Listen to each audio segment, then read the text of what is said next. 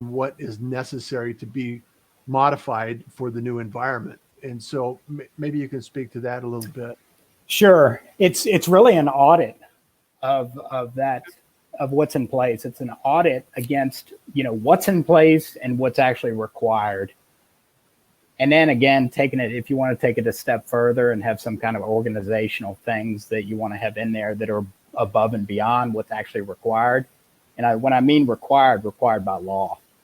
So you want to have those fundamental pieces, and that's really your gap analysis. What's your gap against what's there, what's required by law, and what would you like to have, to be a better organization, something that's, taking it a step further.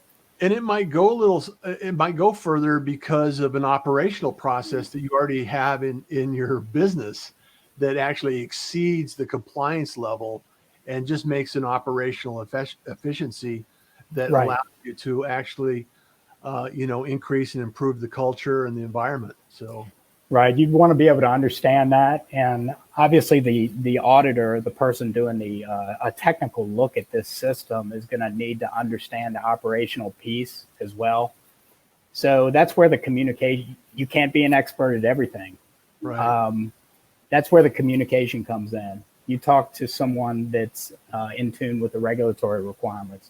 You talk to the operational folks, and you meld that all together into a fit for purpose system.